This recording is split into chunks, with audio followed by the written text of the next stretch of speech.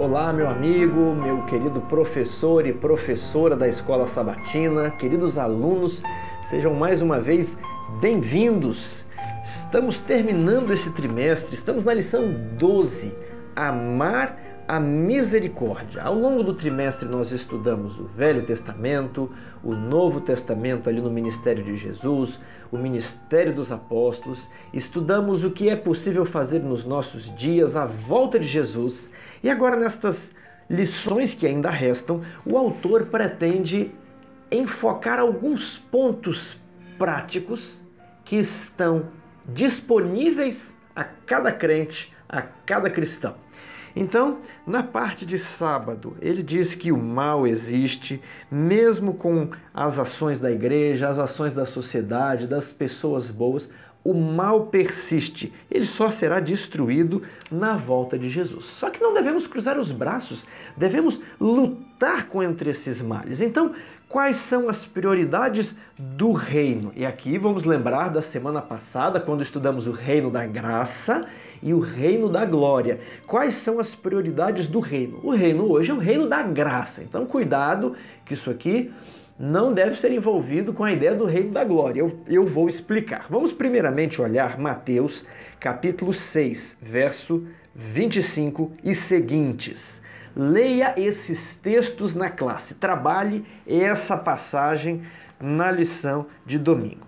Por isso vos digo, não andeis ansiosos pela vossa vida. Não tem que ter preocupação, não tem que ter medo, medo de perder emprego, medo de ficar doente, medo de quebrar a empresa. Olha, não andeis ansiosos quanto ao que haveis de comer ou beber, nem pelo vosso corpo quanto ao que haveis de vestir.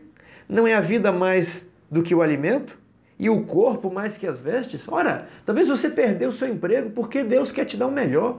Ou você quebrou a empresa porque você precisava aprender uma lição.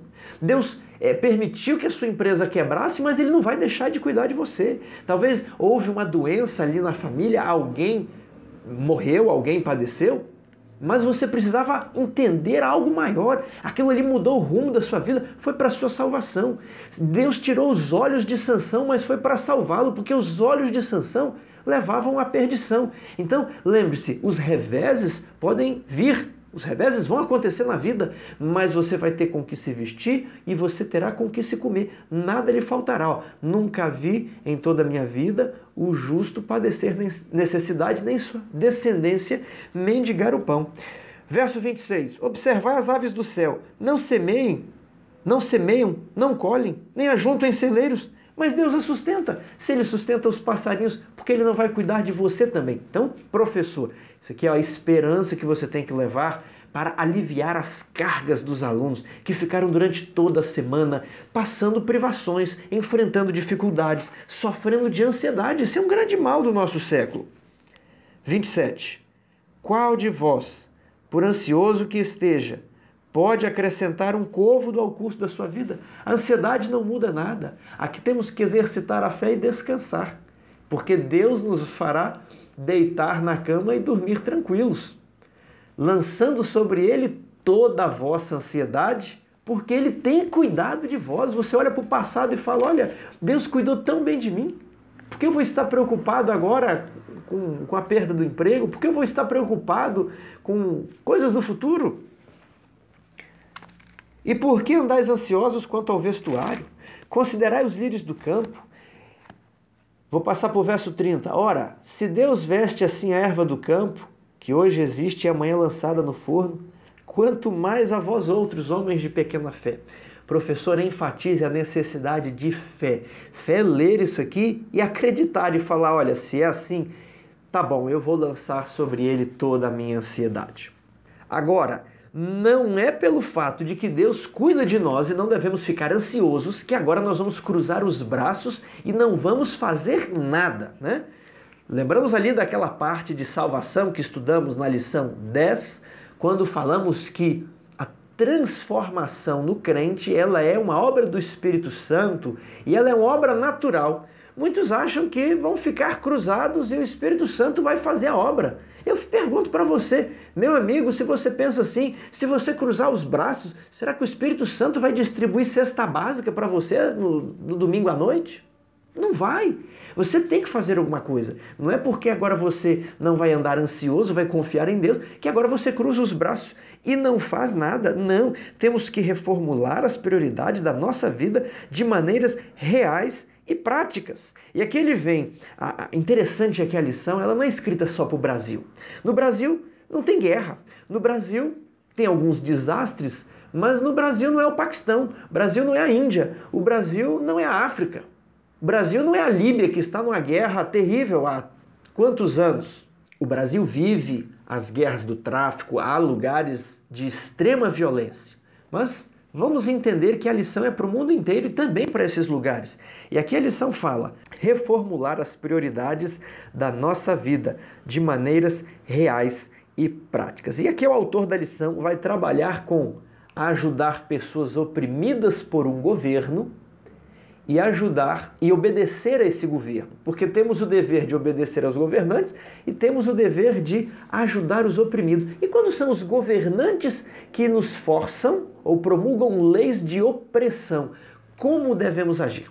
Temos que lembrar que a lição ela é escrita para o mundo inteiro. O Brasil ele vive uma situação relativamente tranquila do ponto de vista étnico, do ponto de vista de guerras. Existem zonas de conflito aqui, de violência, morros e favelas, mas em geral o Brasil é um país democrático. Agora, imagine nos locais onde existe guerra. Imagine você um adventista durante a Primeira ou a Segunda Guerra Mundial. Imagine que isso pode retornar. Ninguém queria a Primeira e a Segunda Guerra Mundial na Europa, isso aconteceu. Agora imagine você ali na Alemanha nazista, quando os judeus são perseguidos. Você vai obedecer ao seu governo e delatar, olha, há um judeu aqui? Ou você vai abrigá-lo em sua casa com risco de vida? Eu me lembro de um livro da casa publicadora intitulado Mil Cairão ao Teu Lado.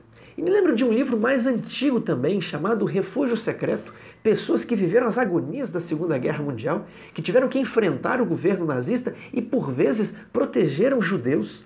No livro Refúgio Secreto conta a história de uma família que, por ter abrigado judeus, por ter tentado colocar judeus para fora da zona de conflito, eles foram levados para campos de concentração nazista. E você? Se arriscaria da mesma maneira? Você daria a vida pelo próximo? Aqui há uma declaração de Ellen White: quando as leis dos homens se chocam com a palavra e a lei de Deus, cumpre-nos obedecer a estas. Estas quais? A lei de Deus, ok? Deve obedecer aos governantes, a menos que as leis do governo se choquem com as leis de Deus. Cumpre-nos obedecer às leis de Deus, sejam quais forem as consequências. A lei de nossa terra, que exige entregarmos um escravo ao seu senhor, não devemos obedecer. E cumpre-nos sofrer as consequências de transgredir essa lei. Isso aqui era na Guerra da Secessão, onde Abraham Lincoln queria acabar com a escravidão e os estados do sul se separaram, dizendo: não, nós queremos um governo diferente, nós não reconhecemos o governo da União, vamos formar o governo da Confederação. Então houve a guerra nos Estados Unidos entre norte e sul, é mais ou menos por aquela ocasião. E havia leis ali um pouco antes de estourar a guerra, de que se um escravo fugisse do sul para o norte, mesmo que o norte fosse abolicionista, as pessoas deveriam entregar esse escravo ao sul. E agora? O escravo fugiu para sua propriedade e você não tem escravos, você é um adventista do sétimo dia. O que você vai fazer? Você vai honrar a lei, para não ser preso, para não sofrer uma multa, para não ter as propriedades confiscadas? Ou você vai proteger aquela pobre alma, apesar das terríveis consequências? Se você estivesse na Segunda Guerra Mundial e um judeu pedisse ajuda, você o colocaria dentro de casa, sabendo que você poderia ir para um campo de concentração? São questões muito pertinentes, não aqui no Brasil, mas em muitos lugares do mundo. E esses conflitos, eles podem voltar, que estejamos preparados. Segunda-feira, fadiga da compaixão.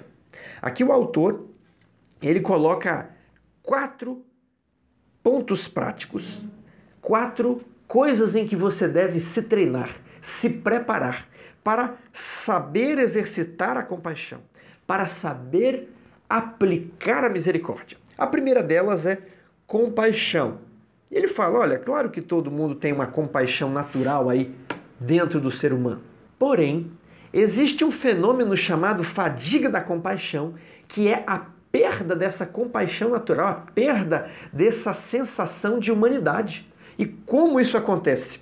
Quando você é superestimulado e fica exposto a horas e horas de tristezas e tragédias sem fim, você acaba perdendo um pouco a sua humanidade. E às vezes você vê aquelas coisas na sua frente e você já está tão frio. É como um médico que faz tantas cirurgias que ele se acostuma a ver sangue, ele se acostuma a ver acidentados no pronto-socorro. E nós nos assustamos com esses acidentados. Então, quais são as dicas aqui para você evitar a fadiga da compaixão? A vida no campo. Quando você não mais ouvir o barulho da cidade. Quando você não mais ouvir a poluição visual, sonora, e você só ouvir o canto dos pássaros. Qualquer coisa que venha a ferir essa tranquilidade vai lhe perturbar a alma. Por isso a vida no campo, para evitar a fadiga da compaixão. Depois, devemos evitar de ver, ler e ouvir tudo que sugira pensamentos impuros. Mesmo telejornal. Não vou nem falar de filmes e novelas onde mostram reiteradamente cenas de pessoas inocentes sofrendo. E você fica lá torcendo para aquela pessoa fazer uma vingança, para aquela pessoa dar o troco. Okay? Isso gera fadiga da compaixão. Agora, o telejornal que mostra a criança que foi estuprada, o pai que abusou da filha, a mulher que foi queimada, e você vai vendo aquilo, você fica insensível. E aí você vê as pessoas ao seu redor e você passa de largo, porque o coração já não é mais tocado. Então, compaixão, esse aqui é o primeiro tópico. Depois, educação. É bom ajudar, mas nem sempre é pegar a cesta básica e sair entregando de casa em casa. Pode ser que a pessoa se ofenda. Não seria o caso aqui do Brasil. Mas vamos dar um exemplo aqui de como é preciso você se educar para trabalhar com algum tipo de comunidade. Vamos pensar em comunidades estrangeiras, comunidade judaica. Vamos pensar agora na comunidade árabe. Você quer, então, trabalhar no mundo islâmico, talvez aqui no Brasil, mas talvez você quer ir para um mundo islâmico ser missionário. Você precisa primeiramente aprender a língua, você precisa conhecer os seus costumes, tradições, a maneira com que eles se alimentam, para que você não cometa nenhuma falha que seria algo normal aqui na sociedade brasileira, mas seria uma ofensa em uma outra etnia, para uma outra comunidade. Então é preciso se educar para ajudar alguns grupos. Oração. Não é a sua sabedoria, não é a sua inteligência, não é o seu braço forte. Antes de ajudar alguém, ore a Deus, peça a iluminação. Talvez você está vendo uma situação, Deus está vendo outra. Deus vai te colocar as palavras certas. Deus vai te dirigir. Expectativas. Aí você fez tudo. Você manifestou compaixão. Você estudou o caso. Você orou. Você fez jejum. E você ajudou aquela pessoa. Que trabalho excelente. Sabe o que a pessoa fez? Demonstrou ingratidão. Escárnio. A pessoa não aproveitou aquelas oportunidades. Que triste. Sabe o que você deve fazer? Título da lição: amar a misericórdia. Deve ser misericordioso com ele. Puxa, mas eu arrumei emprego, ele estava aqui, ele não tinha nada, eu arrumei emprego, eu arrumei isso e aquilo. Sabe o que ele fez? Na primeira semana ele pediu demissão, brigou com o patrão. Aí depois eu arranjei isso aqui para ele vender essas coisinhas, ele não quis também. Agora eu vou abandonar? Quantas vezes devemos perdoar o nosso irmão? 70 vezes 7? Aliás, 7 vezes, né? Jesus falou o quê? 70 vezes 7. Então, amar a misericórdia. Dar mais uma chance. Quantas chances Deus já deu a você? Essa pergunta é mortal. Porque quando nós lembramos como Deus nos trata, como Deus aplica misericórdia à nossa vida, nós pensamos: por que eu não vou aplicar misericórdia com o meu próximo? Terça-feira, generosidade. Deus ama quem dá com alegria. Então, o que é generosidade? É só dar dinheiro, dar esmolas, fazer doações financeiras?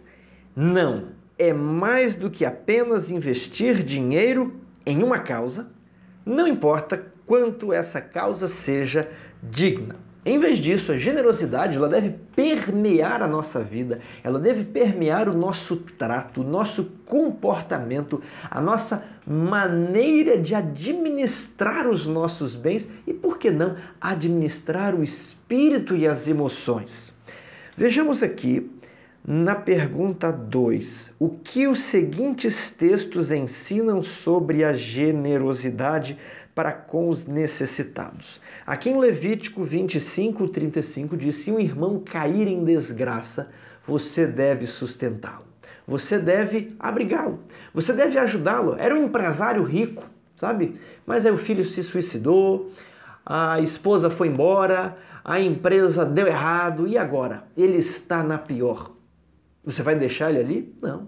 Você vai sustentá-lo. Como? Ele vai ser visita na sua casa, não vai fazer nada? Não. Você vai prover uma oportunidade de restauração, de convívio para essa pessoa. Pode não ser um empresário, pode ser agora um outro irmão que trabalhava como pedreiro, mas ele caiu de um andaime, se acidentou e agora ele não consegue mais trabalhar. Então, nós temos a obrigação de amparar as pessoas da nossa comunidade, da nossa fé, fazer o bem a todos, principalmente aos irmãos da fé. Ali em Salmos diz, fora com a cobiça.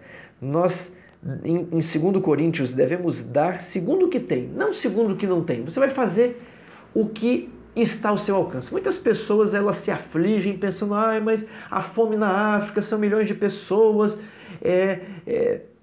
Irmão, por pior que sejam as desgraças no mundo, você só pode fazer o que você tem. Fazer segundo o que você tem e não segundo o que você não tem. Então você está aproveitando o seu tempo, você está fazendo tudo para a glória de Deus, no seu tempo vago, você está gastando só com entretenimento fútil ou você está provendo ali a sua família, a sua esposa, os seus vizinhos, com algum bem, com alguma coisa útil, não só para essa vida, mas para a eternidade?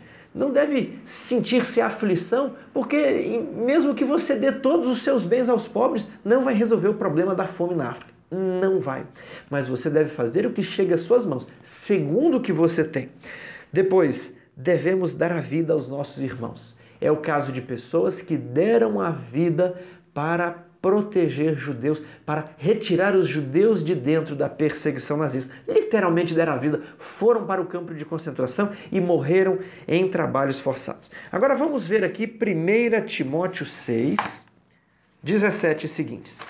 Exorta aos ricos do presente século que não sejam orgulhosos, nem depositem a sua esperança na instabilidade da riqueza, mas em Deus, que tudo nos proporciona ricamente para o nosso aprazimento. É possível ser orgulhoso? Não, mas eu não sou orgulhoso. Mas vocês sabiam que a vaidade pode ser cultivada das mais diversas formas? Podemos não ser orgulhosos nas palavras, mas estamos sendo orgulhosos no vestuário. Isso aqui é uma orientação aos ricos. Não sejam orgulhosos. Não sejam orgulhosos com o carro. Não sejam orgulhosos com a casa. Não sejam orgulhosos com o vestuário. E aí você fica querendo, pensando aqui no mundo, gastando com a roupa, gastando com a casa. Isso aqui vai queimar.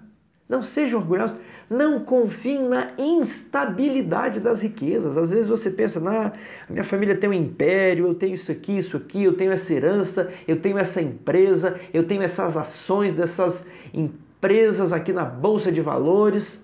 Isso é instável. Qualquer mudança na economia mundial pode fazer a economia que nós conhecemos ser reduzida a pó. Não confieis na instabilidade da riqueza. Um ladrão pode chegar e colocar um revólver na sua cabeça e pronto, acabou tudo. A riqueza trouxe a desgraça. Um filho pode ser sequestrado e você vai ter que pagar tudo para reaver aquele filho. A riqueza é instável, mas que pratiquem o bem, sejam ricos em boas obras, generosos em dar, prontos em repartir. Olha, a sua preocupação não é a desconfiança, mas você tem tanto, não vai te fazer falta, pronto em repartir. Que acumulem para si mesmos tesouros. Tesouros aonde? Sólido fundamento para o futuro, a fim de que se apoderem da verdadeira vida. Tesouros eternos. nas mansões celestiais. Lá não vai queimar, lá o ladrão não rouba, lá não envelhecem. Então, esses são os conselhos. Generosidade. Precisamos apreciar e cultivar um espírito generoso em tudo que fazemos.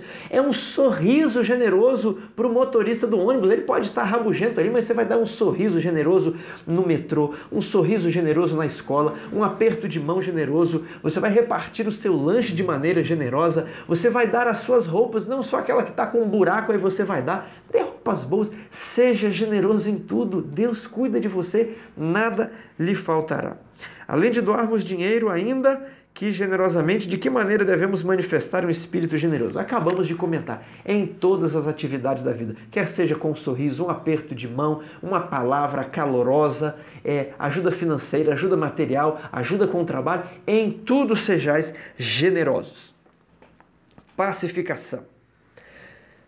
Bem-aventurados os pacificadores, porque serão chamados filhos de Deus. Tiago, mas o mundo tem muitas guerras e Jesus disse que haveria guerras. É verdade, mas faça o bem segundo o que você pode. Aqueles que estão perto, tem uma briga de vizinhos, devemos ser pacificadores. Não é aquele vizinho que fica pondo, isso mesmo, rapaz, isso mesmo. Olha lá, olha o que ele está fazendo, sabe? E aí você já sabe que tem a briga, sabe o que você faz? Olha o que ele falou de você. Olha a mensagem aqui, ó, tá aqui, ó. Tá falando de você, viu? Tá falando por detrás. Você está pondo fogo na situação. Devemos ser pacificadores. Devemos ajudar os irmãos, os vizinhos a não brigar. Devemos ser pacificadores na igreja. Devemos evitar conflitos, panelinhas. Devemos evitar todo esse tipo de coisa.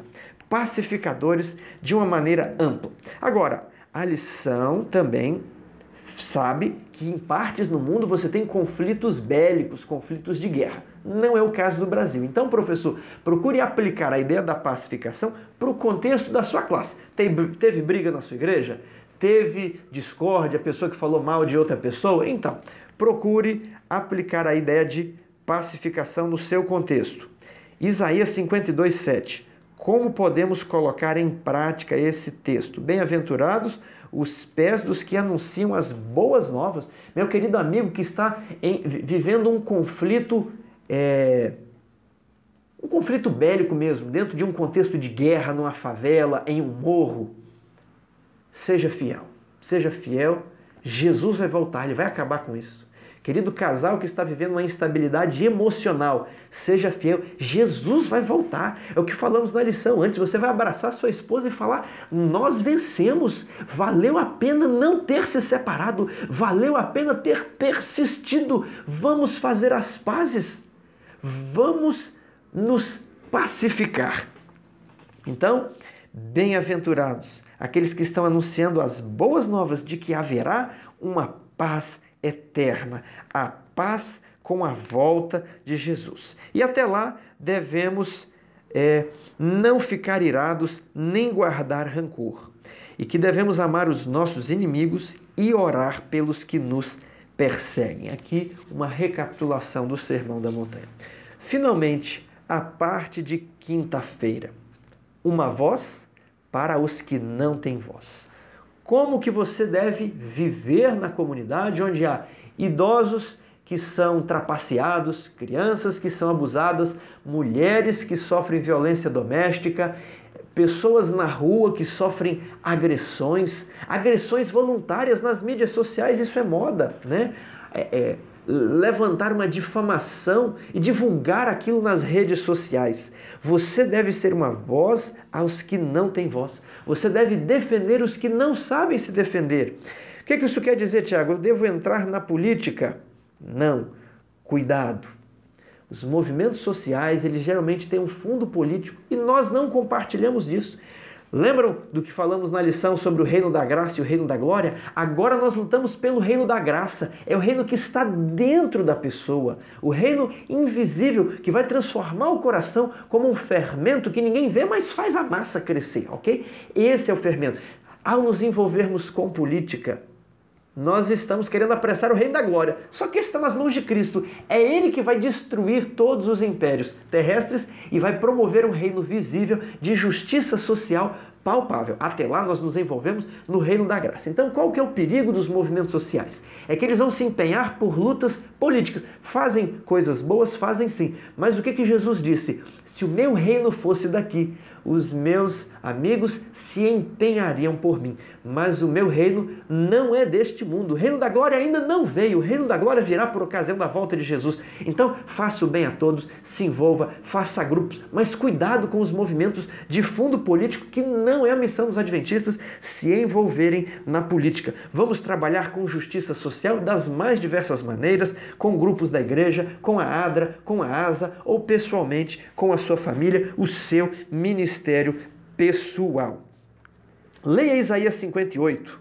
O que essa mensagem, dada em seu tempo e lugar específicos, diz a nós hoje, no nosso contexto. Então, professor, é para fazer a aplicação. Cuidado para não voltar o tema que já estudamos em épocas passadas. Então, qual era a questão lá de Isaías 58? Clama a pleno pulmões, não te detenhas, ergue a tua voz como uma trombeta. Então, ao você ver a injustiça, a opressão, às vezes uma pessoa sendo oprimida, sendo caluniada dentro da própria igreja, ergue a tua voz como uma trombeta e fala, olha, eu posso não concordar, não sou amigo, não sou parente, mas o que vocês estão fazendo é errado, não fiquem falando mal do fulano de tal. Ergue a tua voz como trombeta.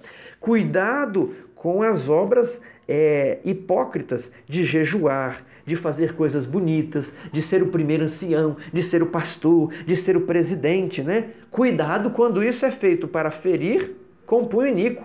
Cuidado quando você quer o cargo de ancião para contendas e rixas, para tentar oprimir aquele outro grupo, para não pôr fulano de tal na escala. Cuidado isso aqui aplique para a sua igreja.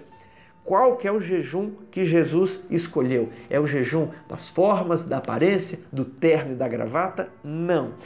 É o jejum que solte as ligaduras da impiedade, desfaça as ataduras da servidão, deixes livres os oprimidos e despedace todo o jugo. Esse é o jejum que Deus escolheu. Cuidado com as influências políticas. Então você vendo um idoso sendo lesado no comércio, sabe? Na rua ele levando um golpe naquelas barraquinhas, intervenha. Não passe de lado falando, não tem nada a ver com isso. Não, levante a sua voz e fala, meu Senhor, essa pessoa não é alguém do banco, ela está pegando a sua senha. Sabe aquelas pessoas que querem ajudar idosos e não trabalham no banco ali, no autoatendimento e aplicam golpes nos idosos? Intervenha, fala, meu amigo, isso aqui, essa pessoa não trabalha no banco, vamos procurar outra pessoa. Ajude os idosos, crianças que não sabem se defender, mulheres que sofrem violência e têm medo de denunciar o marido. Você tem que ser a voz dos que não têm voz. E aqui vem a parte bonita de Isaías 58. Então romperá a tua luz como a alva, a tua cura brotará sem detença, a tua justiça irá diante de ti, e a glória do Senhor será a tua retaguarda. Então clamarás, e o Senhor te responderá. Você gritarás por socorro, porque você está em meio a uma favela, e você está ajudando uma pessoa, você está num lugar perigoso. Gritarás por socorro, e Ele enviará o anjo. Ele dirá, eis-me aqui. Se tirares do meio de ti o jugo, o dedo que ameaça o falar injurioso, se abrires a tua alma ao faminto, e se fartares a alma aflita, então tua luz nascerá nas trevas. Eu gostaria que você meditasse, eu gostaria, querido professor, que você compartilhasse com os alunos a oração de São Francisco de Assis, que deve ser uma reflexão diária, um pensamento que deve nortear as nossas ações. Ela diz assim, Senhor, faze de mim um instrumento da tua paz. Onde houver ódio, faze que eu leve o amor. Onde houver ofensa, que eu leve o perdão. Onde houver dúvida, que eu leve a fé. Onde houver erro, que eu leve a verdade. Onde houver desespero, que eu leve a esperança. Onde houver tristeza, que eu leve a alegria. Onde houver trevas, que eu leve a luz. Mestre, faze que eu procure mais consolar que ser consolado, mais compreender que ser compreendido, mais amar que ser amado. Pois é dando que se recebe, é perdoando que se é perdoado, é morrendo que se vive para a vida eterna. Amém.